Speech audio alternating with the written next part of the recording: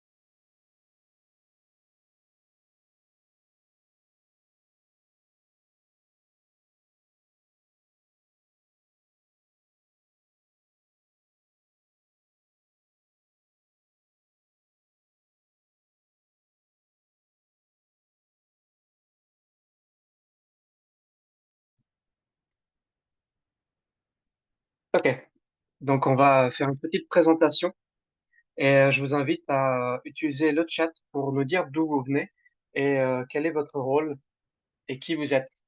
Donc avant de commencer, au nom de notre organisation et des co-organisateurs, ISP, CBD Women, l'UICN, je vous invite pour ce webinaire. Avant de commencer, je vais juste partager un petit peu les objectifs du jour avec vous. Aujourd'hui, on va parler donc des priorités en termes de justice de genre pour les programmes de l'UICN. On va entendre ensuite différentes perspectives sur la meilleure manière d'intégrer la justice de genre dans la conservation. Et bien sûr, on aura l'opportunité pour tout un chacun de partager eh bien, les actions transformatives en cours pendant le congrès mondial de la nature qui va avoir lieu dans un peu moins d'un mois à Abu Dhabi. Prochaine diapo, s'il vous plaît. Avant de commencer, si je voulais partager quelques règles pour le webinaire, cette session est interprétée en français, en anglais et en espagnol. Vous pouvez donc sélectionner votre langage de préférence à l'aide de l'icône de globe qui se trouve en bas de l'écran. On vous invite à garder votre micro éteint pendant ce webinaire et bien sûr, vous aurez l'opportunité pendant la session de questions-réponses de poser vos questions. On va utiliser le chat pour pouvoir recevoir vos questions, donc n'hésitez pas à écrire vos questions dans le chat. C'est maintenant mon plaisir d'introduire la première participante, la première panéliste, la première intervenante pour cette session. Il s'agit de Anna Di Pangracio. C'est un plaisir de te recevoir, qui fait partie du conseil de l'UICN et qui représente l'Amérique du Sud et une membre d'origine donc du Women's Caucus de la CDB. On va commencer avec quelques réflexions sur pourquoi la justice de genre est vraiment cruciale pour les efforts de conservation. Anna, tu as la parole. Merci Fatima, bonjour, bonsoir à tout le monde. C'est un plaisir pour moi de vous rejoindre pour cette conversation si importante et je remercie le caucus des femmes CSP et les autres co-organisateurs de nous avoir rassemblés dans le cadre donc de la préparation de ce congrès mondial de la nature 2025. Je suis donc conseillère à l'UICN. Je fais partie du caucus des femmes de la CDB et je fais partie de la commission de la CEESP également. Et cette année, avec plus de 500 sessions, plus de 70 expositions et énormément de représentations dans énormément de pays, eh bien, l'échelle de ce congrès s'annonce absolument inédit.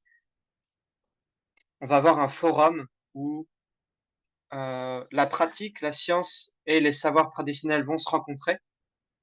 On va pouvoir parler des solutions qui sont menées par les communautés, des savoirs traditionnels et de la science.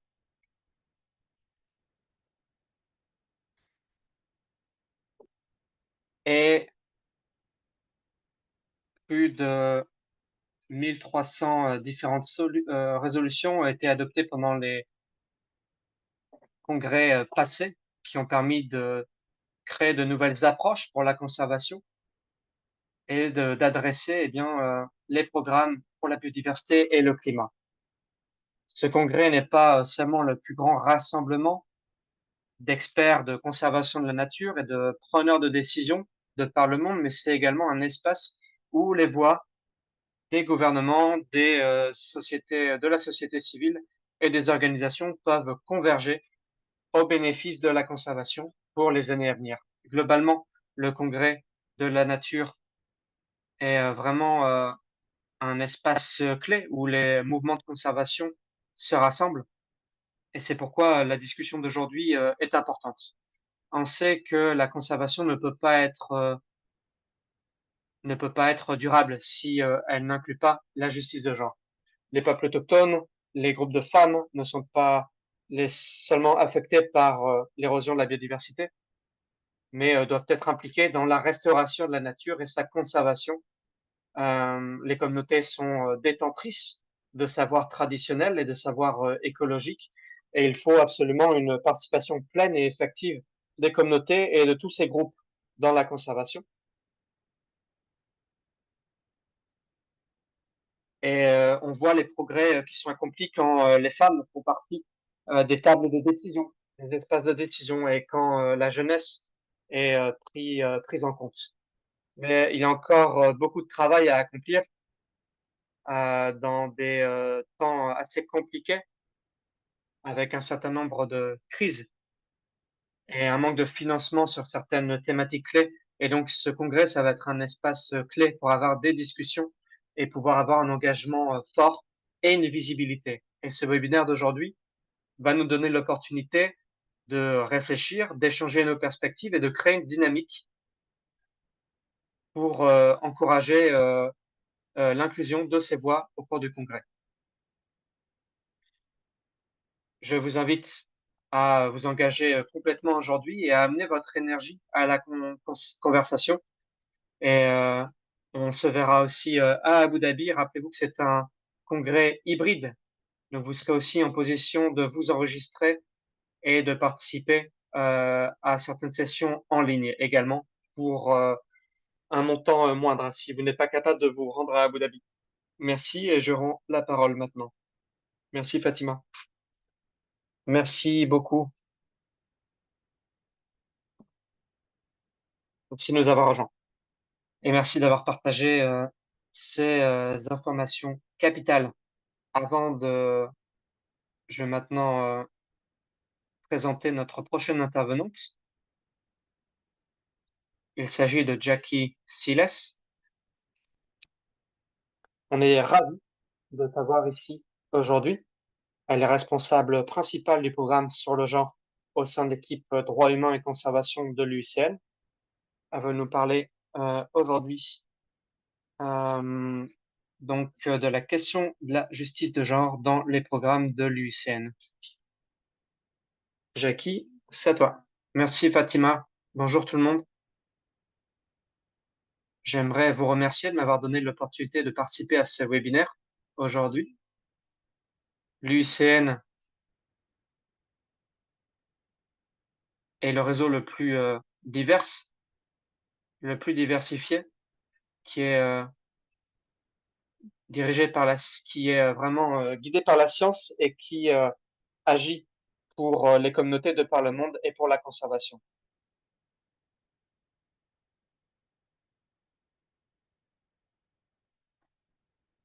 Malgré les efforts de conservation, on peut voir actuellement à quel point l'érosion de la biodiversité est en cours, à quel point le réchauffement climatique s'emballe et à quel point la biodiversité donc s'érode et les écosystèmes s'effondrent.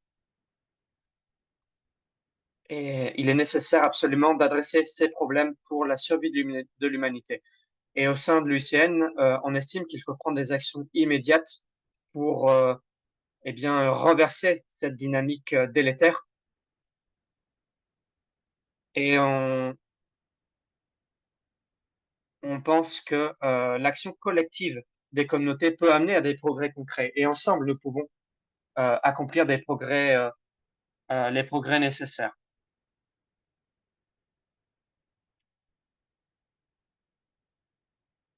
Et donc, on rassemble des experts de différentes commissions, un secrétariat global qui nous donne vraiment le pouvoir d'accomplir notre mission, qui est de conserver la nature.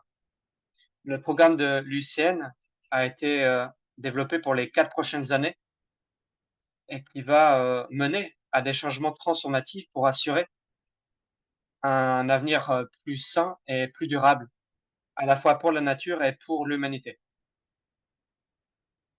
Un des 3 impacts du programme, c'est d'assurer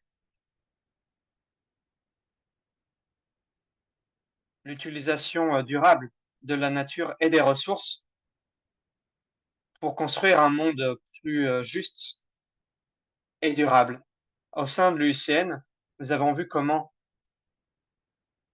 l'autonomisation des femmes et la justice de genre amènent à une stabilité économique et à une meilleure gouvernance et bénéficient au final tout le monde et la nature.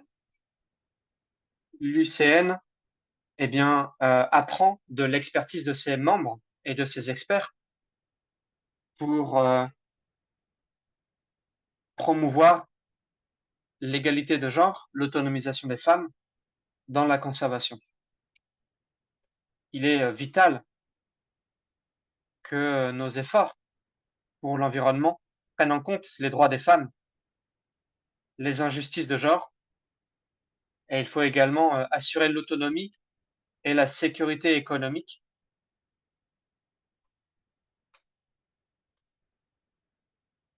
Il faut également amener de la dignité et un engagement plus important dans la prise de décision. Et le programme de l'UICN va délivrer 5 résultats principaux. Le premier, c'est de générer des connaissances parce que nous devons vraiment produire les preuves que la justice de genre couplée à la protection de l'environnement eh bien, amène des solutions pour la conservation. Et il faut qu'on puisse promouvoir également la sécurité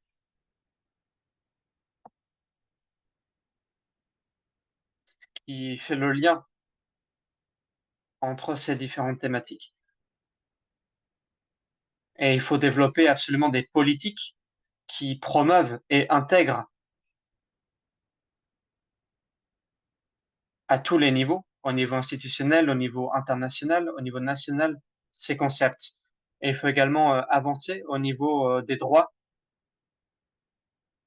et de la promotion de droits égaux et notamment d'une justice environnementale. Il faut des actions qui soient qui répondent aux problématiques de justice de genre et il faut vraiment bâtir les capacités et le soutien stratégique au niveau programmatique en développant des standards et des systèmes de sauvegarde et des protocoles qui permettent d'assurer la justice de genre dans la conservation.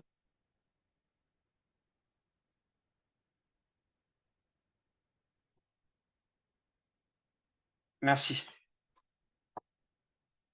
Merci beaucoup, Jackie Siles. Merci d'avoir partagé ces recommandations et pour ces mots percutants. J'aimerais maintenant prendre cette opportunité de te remercier, de remercier Anna d'avoir vraiment établi les bases de la discussion d'aujourd'hui.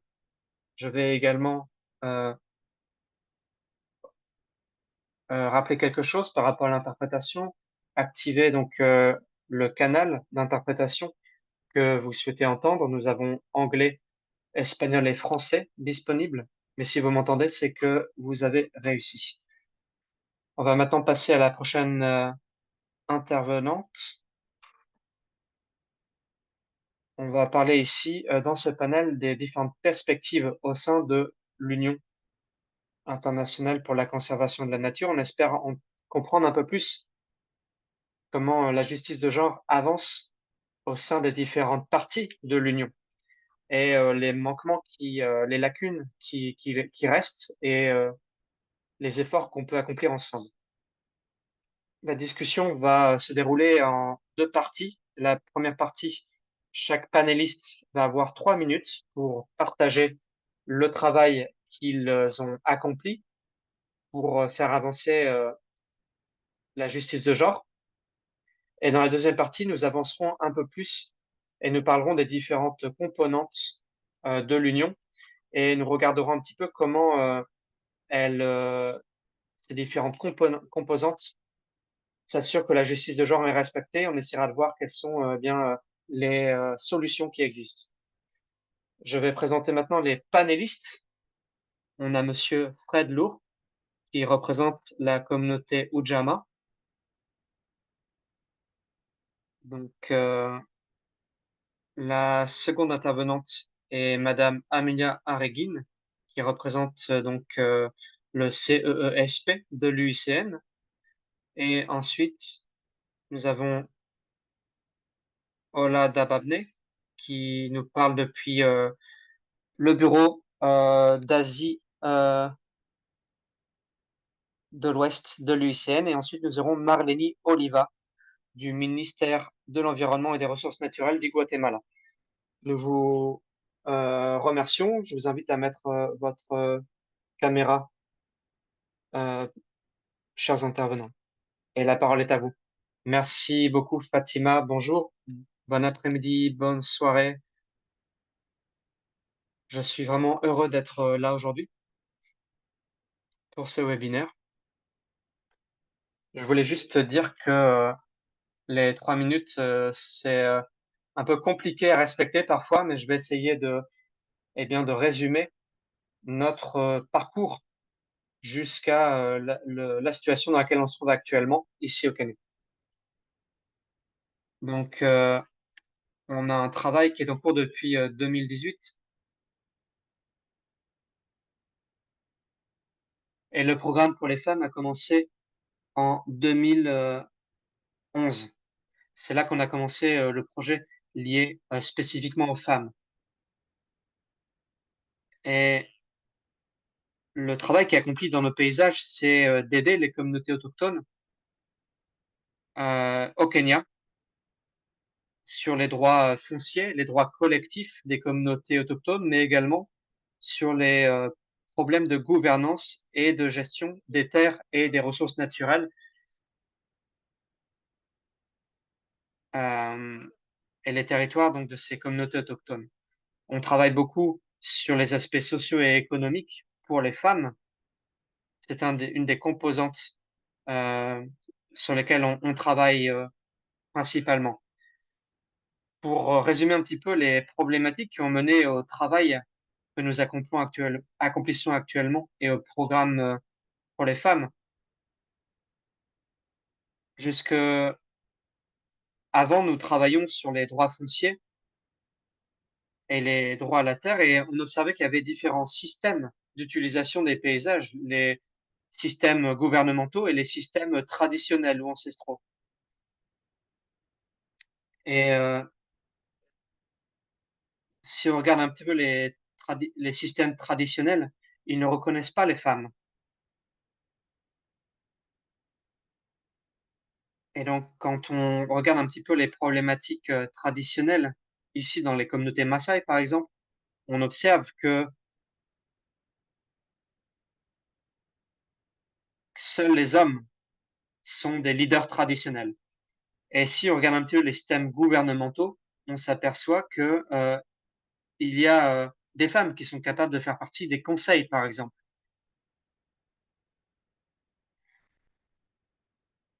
Et donc, ce qu'on observe ici, c'est une certaine tension dans la mise en place des mesures de protection des paysages et des ressources. Et quand on parle de la gestion des terres, on a observé que les acteurs clés de la gestion des terres, traditionnellement, ce sont les guerriers des communautés Maasai, par exemple. Ce sont les hommes, pas les femmes. Mais encore une fois, quand il s'agit des problématiques de participation à la prise de décision, c'est le rôle des aînés en général. Les leaders traditionnels sont, qu'on réfère comme Guanax, sont euh, ceux qui traditionnellement prennent la parole, la décision pour la communauté. Et donc, dans ces processus de soutien des communautés, ça amène un certain problème d'équilibre au sein de la communauté. Et donc, on s'est dit que maintenant, il faut vraiment instaurer ces forums pour prendre en compte les femmes dans ces processus et essayer de pousser un petit peu les femmes en dehors des cases dans lesquelles elles ont été mises. Parce que parfois, les femmes dans nos communautés ne reconnaissent pas qu'elles ont la capacité de sortir de ces cases. Et tout ça, ça nous a amené à réfléchir sur nos processus. Et actuellement, nous faisons partie maintenant. Euh, nous avons donc un projet en cours, un projet de l'UICN. On parle des forums de leadership pour les femmes. Ce sont des plateformes où les femmes amènent de l'unité et de la solidarité entre elles pour discuter des problématiques liées à leurs droits, aux droits fonciers, etc. Parce que traditionnellement, ces femmes n'ont pas vraiment de mots à dire et n'ont pas de capacité d'accès à la terre. Ce sont traditionnellement des rôles qui sont accordés aux hommes. Et quand il s'agit de propriété de la terre, euh, ça nous a amené à établir ces forums. Et pardon, je suis désolé Fred de t'interrompre, mais je suis vraiment désolé, mais on n'a pas trop le temps. Je suis vraiment désolé, mais on va te demander de conclure. Merci. Ok, je vais juste résumer rapidement alors. Ces plateformes, pour le moment, nous avons 97 plateformes qui supportent les femmes dans nos différents paysages. Et quand il s'agit des droits fonciers, nous avons plus de 250 parcelles qui sont détenues par des femmes euh, sous ce programme. Et pour ce qui est de la composante de leadership,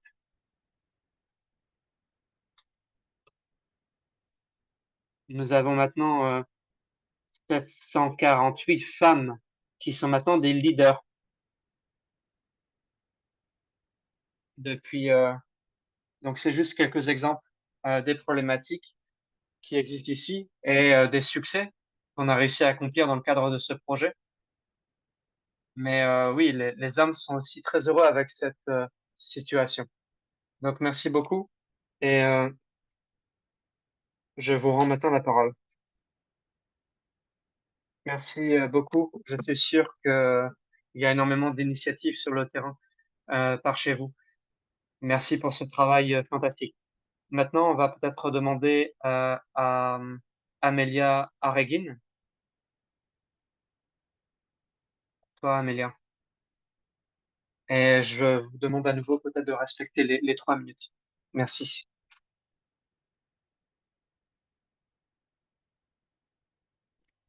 Merci beaucoup, Fatima.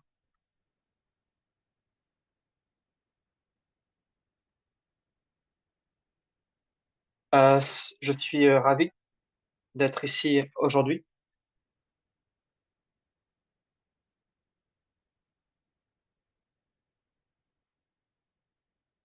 Je représente donc le CESP,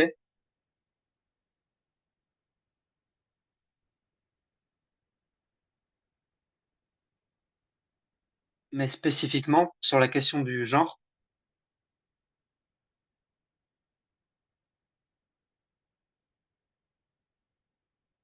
Il s'agit de reconnaître l'équité et la justice. Ce qu'on a fait jusque maintenant,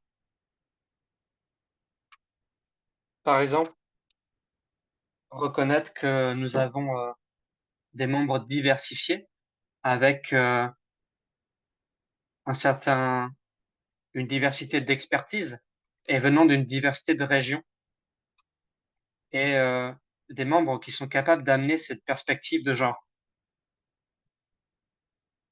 et qui peut amener donc le son d'Amélia est très mauvais, c'est très compliqué de l'entendre. Désolé, on a des soucis. Désolé, on va essayer d'interrompre Amélia parce que sa connexion est très mauvaise. C'est très dur à suivre. Donc, on est désolé pour ces soucis techniques. Amélia, ton son est très mauvais. Est-ce que tu peux peut-être enlever ta caméra? Merci. Ah, ok, peut-être que sans la caméra, ça ira mieux. Oui, donc je voulais parler du groupe de spécialistes, du groupe d'experts et le soutien technique que ce groupe apporte avec différents experts qui viennent d'un certain nombre de disciplines différentes, pas seulement de la thématique de genre, mais également, par exemple, des sciences politiques, des politiques environnementales, etc. Nous avons également un autre groupe de travail qui travaille sur enlever les obstacles, notamment sur la planification familiale en lien avec la conservation. En général, nous avons également travaillé sur la documentation du leadership des femmes et comment le leadership des femmes eh bien, renforce la conservation communautaire. On a également amené euh, des, euh, des conseils d'experts au niveau des processus de l'UICN et le groupe d'experts du CESP a permis, à travers par exemple une collaboration avec Jackie et d'autres organisations, nous a permis de nous engager dans différents processus politiques avec la CDB au niveau des négociations sur le climat, etc. Par exemple, pour ce qui est des motions sur les politiques internes de l'UICN, le CESP a fourni une analyse sur comment, sur leur intégration de la question du genre. Et ça a permis de voir que certaines motions ne prennent pas en compte cette question de la justice de genre et on espère que c'est un sujet dont on pourra discuter dans le futur et on pourra accomplir des progrès là-dessus. Et pour ce congrès, donc, nous préparons une documentation sur différentes dimensions de la conservation. Un dernier point, c'est de mentionner que pour nous, au CESP, la justice de genre, ce n'est pas quelque chose d'accessoire ou quelque chose à cocher dans une case, mais c'est vraiment un principe transversal qui guide le travail que nous accomplissons en tant que commission. Merci Fatima.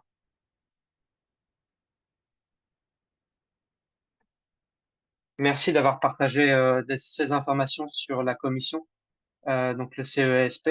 On va pouvoir partager dans le chat plus d'informations et les liens dessus. Merci beaucoup. On peut maintenant remercier euh, Ola d'être ici présente aujourd'hui. Je crois que tu as une présentation et s'il te plaît, respecte les 3 minutes. Vraiment, encore une fois, désolé d'accorder aussi peu de temps, mais c'est pour respecter le délai imparti pour ce webinaire. Merci beaucoup. Merci Fatima. Bonjour tout le monde.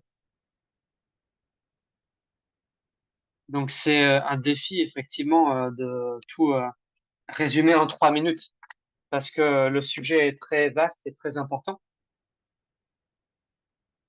en particulier en vue de ce congrès mondial de la nature. Bonjour à tout le monde. Je suis ravi d'être là aujourd'hui avec vous. Comme vous le savez, le nouveau programme de l'UICN est en train d'être publié et vise à respecter la justice de genre dans la conservation au cœur de son travail. Et ce focus institutionnel n'est pas seulement une déclaration politique, c'est vraiment une volonté interne de renforcer l'efficacité et l'impact et la durabilité de la conservation dans nos programmes grâce à cette justice de genre pour les années à venir, en générant des connaissances, en assurant cette justice de genre et en produisant un certain nombre de résultats que ma collègue Jackie a mentionné. Ici, en Asie de l'Ouest, les femmes font face à un certain nombre de défis, des défis économiques, des défis sociaux et environnementaux. Le travail des femmes, par exemple, reste un des taux les plus faibles dans le monde. Seulement 20% des femmes travaillent, sont actives dans l'activité économique. Également, les femmes et les filles sont souvent les premières à ressentir les effets du changement climatique et des dégradations de l'environnement, que ce soit la sécheresse, les inondations qui menacent les modes de vie et la résilience des communautés.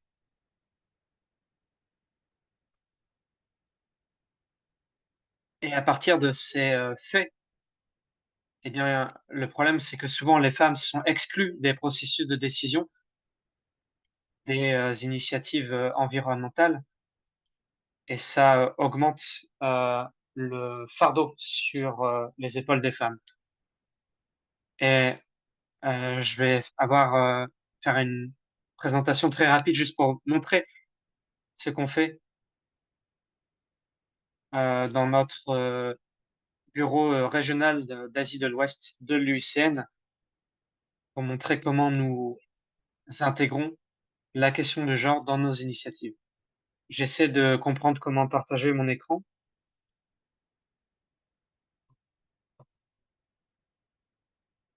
Fatima, je t'ai envoyé une demande que tu dois accepter.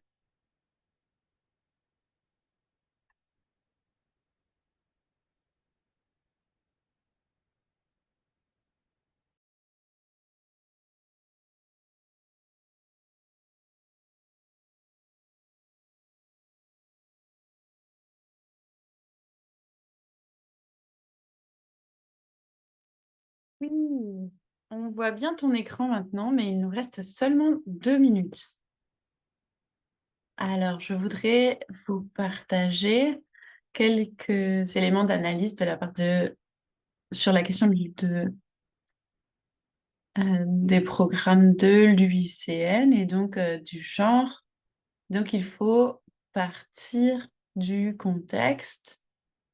Et donc, on a euh, une politique en matière d'égalité des genres et d'empouvoirment des femmes.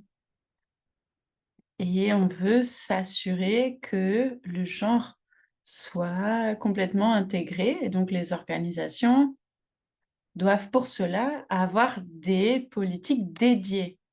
Donc, au niveau des programmes, on applique des outils pratiques. Désolée pour le bruit. Donc, on a aussi des cadres de suivi, de monitoring et d'apprentissage.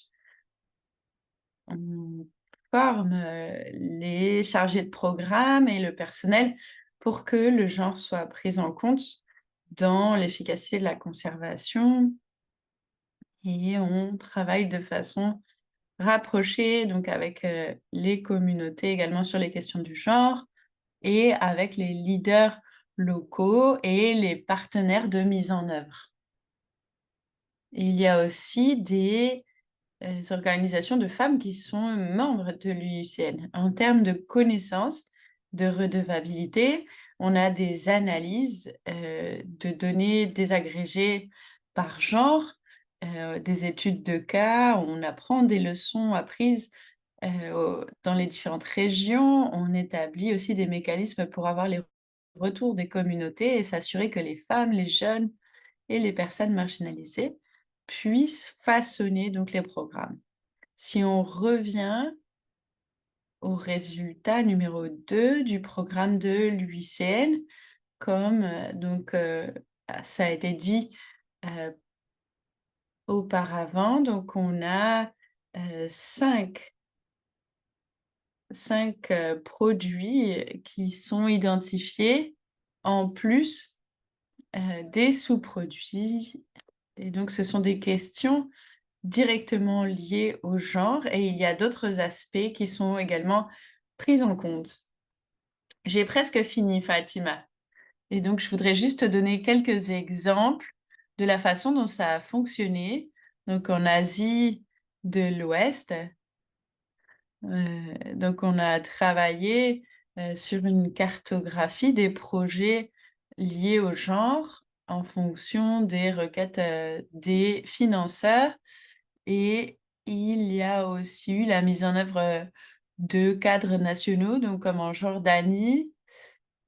Et on a aussi des outils, des processus, notamment les outils de suivi, de monitoring, on en a créé pour ces projets en particulier, notamment l'outil Geomet. Et donc, on travaille également avec le gouvernement de Jordanie et d'autres gouvernements pour développer des nouveaux SPAMB qui vont inclure le genre.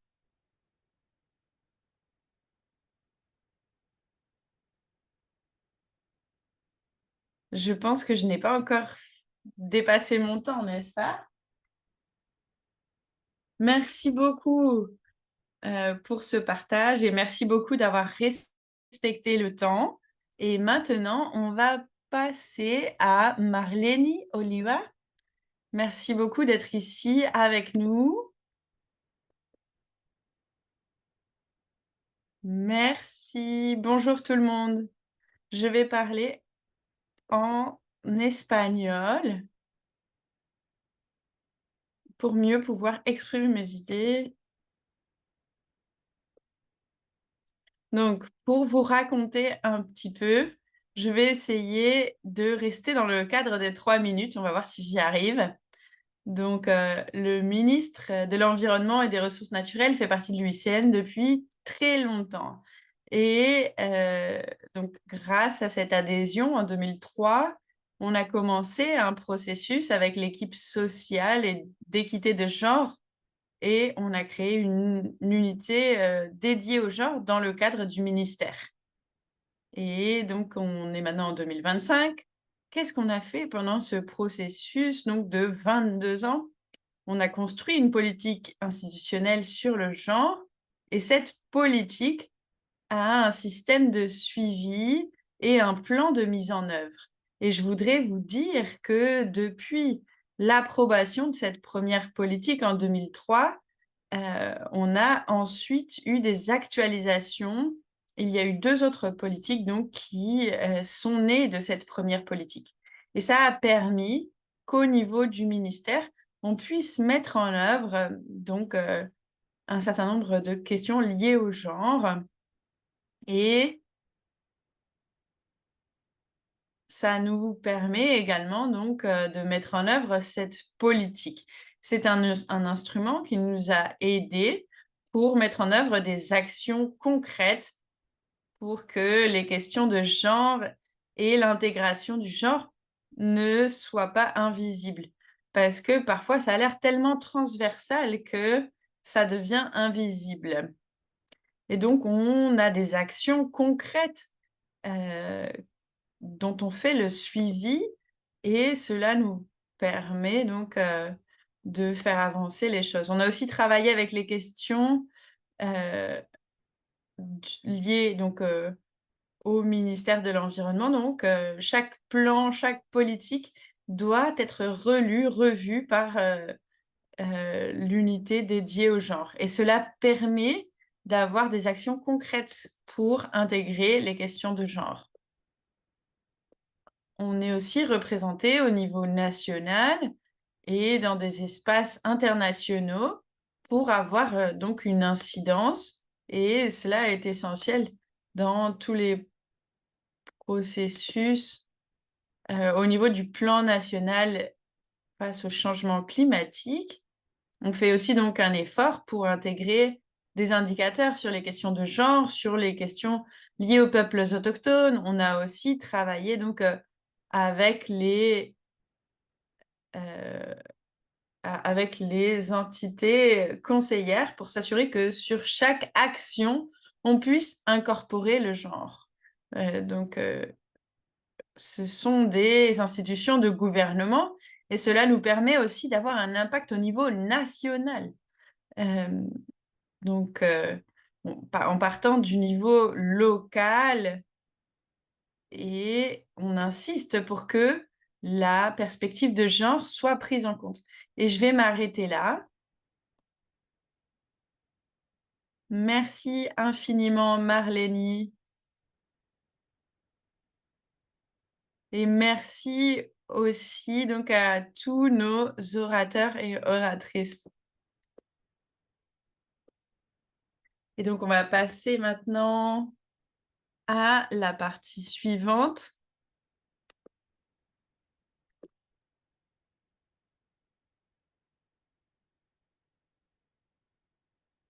Et on va passer maintenant aux questions spécifiques. Euh, et donc chaque personne va avoir 3 minutes. Et je vais commencer donc avec Fred. Est-ce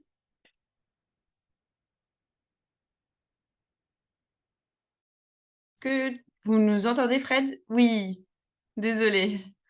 Mon micro était éteint.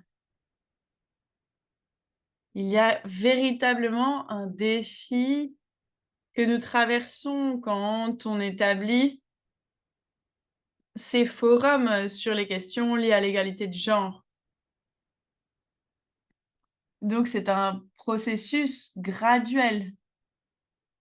C'est pas juste un projet d'1 an ou 2, dont on va voir les résultats aussi vite que l'on voudrait en tant qu'UICN. Ce processus implique et requiert plus de temps.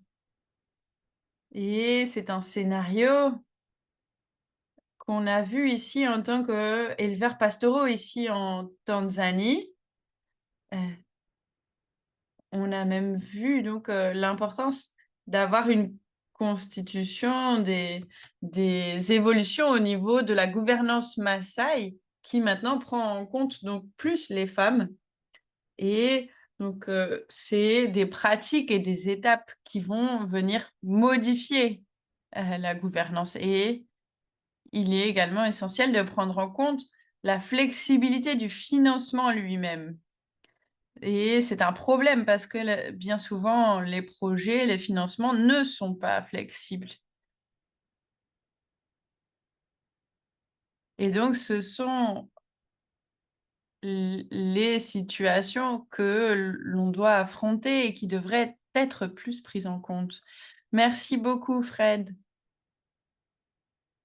Merci aussi d'avoir pris en compte le temps. Je voudrais passer à Amélia.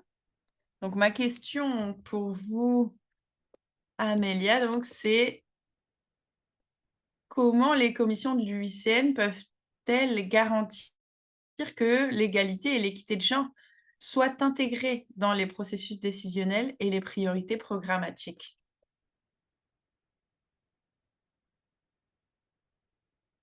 Et merci beaucoup, Fatima.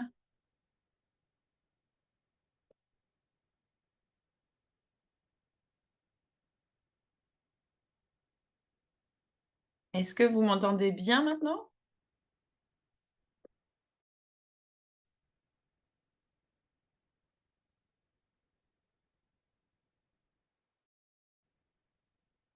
Est-ce que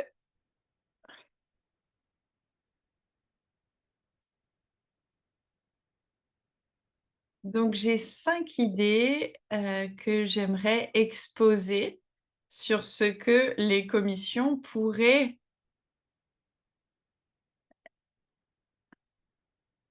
donc, faire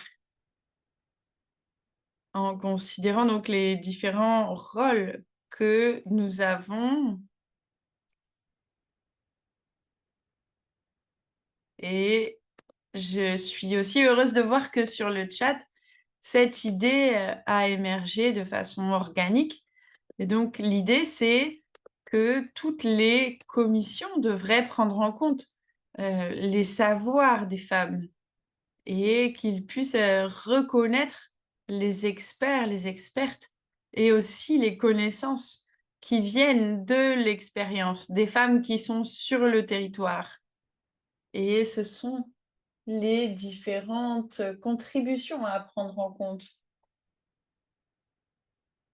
Et donc, c'est la première idée, d'avoir, des politiques plus responsables par rapport aux questions de genre,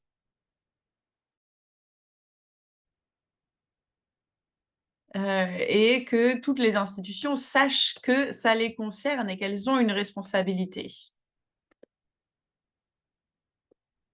Toutes les commissions ont un rôle à jouer pour intégrer, les questions de genre dans le travail que nous menons.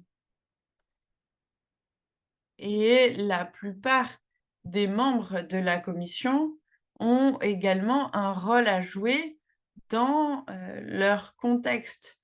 Les institutions, l'académie, donc ils sont dans une position où ils peuvent avoir de l'influence et du pouvoir. Et donc, ensuite sur les questions de finances et de ressources, donc c'est à la commission de faire du plaidoyer pour que les ressources soient allouées directement pour les femmes, les organisations de femmes, les droits humains et la dernière idée que je voudrais proposer, donc c'est la question de renforcement des capacités pour les jeunes femmes, les femmes qui viennent de contextes variés, de pouvoir leur donner la bienvenue et que leurs connaissances soient, considérées comme importantes. Leurs connaissances sont déjà existantes, ce n'est pas, juste, des personnes qui doivent développer des compétences.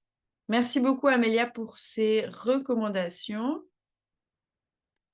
et je voudrais maintenant demander à Ola, donc comment les bureaux régionaux et les membres peuvent-ils intégrer systématiquement les considérations de genre dans tous les projets et initiatives?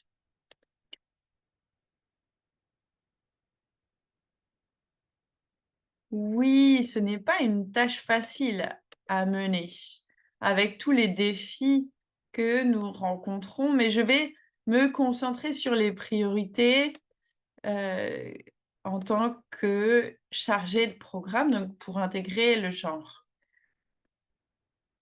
Et donc, on doit d'abord se concentrer sur, la manière de pouvoir institutionnaliser le genre.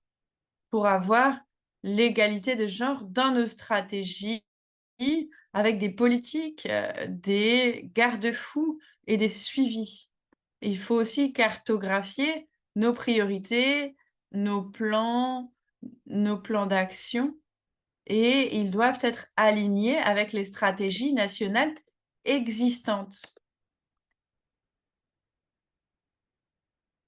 Il nous faut également être conscient des questions environnementales et liées au changement climatique, parce que dans la majorité des cas, elles ont des il y a des politiques précises liées au genre. avec des résultats ou des buts stratégiques qui sont donc liés au genre.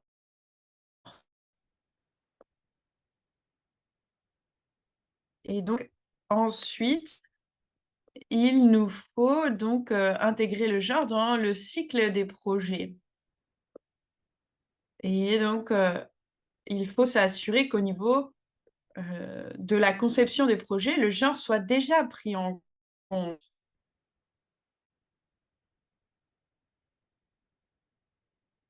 Et je pense que le fait d'intégrer le genre dans le cycle de projet nous permettra de gagner du temps, de nous protéger d'un certain nombre de risques. Spécifiquement, donc, quand on regarde les questions de communautés locales, il faut s'assurer que ces questions soient prises en compte dès le départ. Et donc, il faut aussi être attentif aux questions de renforcement de capacité, de pouvoir donc former nos partenaires et les communautés. Et donc, je vois les projets comme une unité.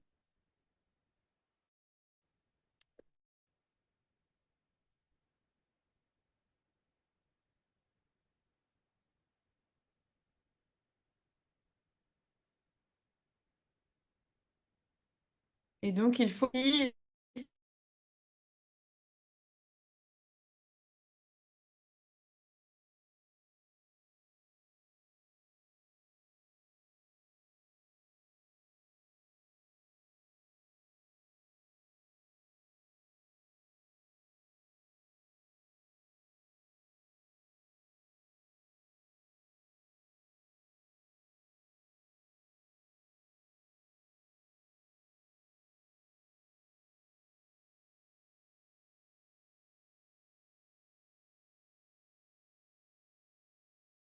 donc tout d'abord, il faut promouvoir la transversalisation dans toute la gestion des ressources et face au changement climatique. Il faut s'assurer d'intégrer les expériences des jeunes, des femmes et des peuples autochtones. Il faut aussi renforcer la génération et l'utilisation d'informations désagrégées par genre et qu'au niveau donc de ces stratégies, on puisse donc avoir une incidence pour avoir des données désagrégées.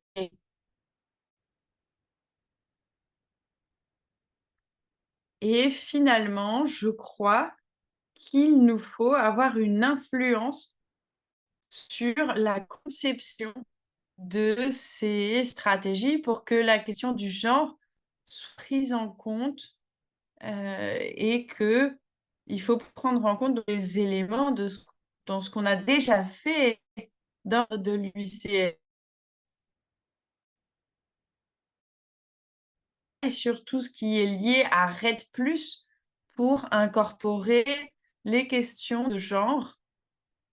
On a un plan d'action de genre et de changement climatique et les projets gérés par l'UICN au Guatemala donc impliquent des actions concrètes. Et voici ce qu'on fait donc dans le cadre de notre travail. Merci beaucoup. Merci beaucoup, Marlénie. Donc, on a pu entendre de la part de différents collègues depuis les bases, les bureaux régionaux de l'UICN, mais aussi donc, les contreparties au niveau du gouvernement. Vraiment désolée de ne pas avoir de temps pour les questions. Il y en a déjà beaucoup sur le chat. Vous pouvez aussi répondre directement aux questions sur le chat. Donc, chers intervenantes et intervenants. Et je vais maintenant demander à Shruti de partager la dernière slide avant donc de clore notre session d'aujourd'hui. Et donc, je vous partage ici le calendrier sur les questions de genre. Donc, vous aurez donc des liens pour accéder à ces événements et qui sont donc organisés par le caucus des femmes avec d'autres alliés. Vous pouvez ici scanner donc le QR code et donc on sera très heureux de recevoir vos contributions sur les questions de justice de genre. Et donc, on vous invite à participer et contribuer pendant tous les événements parallèles du Congrès mondial de la nature de l'UICN. Et mes collègues vont aussi partager donc d'autres éléments sur ce qui aura lieu lors du congrès. Et je voudrais maintenant passer au dernier point à l'agenda. Et donc, il s'agit des remarques de clôture. Et on va entendre Jackie. Donc, on voudrait vous redonner le micro, Jackie, pour ces paroles de fin et cet appel à l'action. Merci beaucoup, Fatima. Je voudrais te dire merci à Fred, Ola, Amélia et Marlene.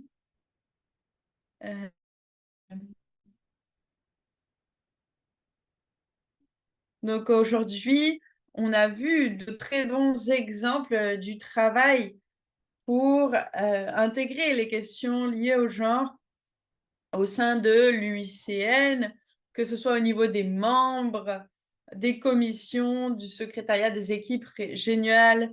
On a aussi pu entendre des éléments sur les défis que l'on affronte et puis écouter des idées sur les façons de continuer ce travail, de l'approfondir. Et c'est ce qu'on a pu donc apprendre des collègues aujourd'hui avec toutes les activités qui sont mises en œuvre. Et tout ça nous permet de réaliser le pouvoir qui réside au niveau de l'UICN et comment toutes ces composantes peuvent être assemblées pour étendre la portée de la coopération multinationale qu'on peut accélérer et donc toute cette action collective que l'on peut mener pour les peuples et pour la nature. Et vous avez vu toutes les différentes opportunités qui existent donc de pouvoir participer et collaborer pendant la conférence. Et je vous invite à continuer ces discussions et surtout de demander du soutien à l'Union et de faire pression pour que l'UICN puisse donc améliorer sa prise en compte du genre. Et donc, on vous invite à aller à Abu Dhabi avec vos idées pour qu'on puisse transformer les choses pour que ce soit plus sûr et pour que ce soit un monde qui soit plus durable pour nous toutes et nous tous.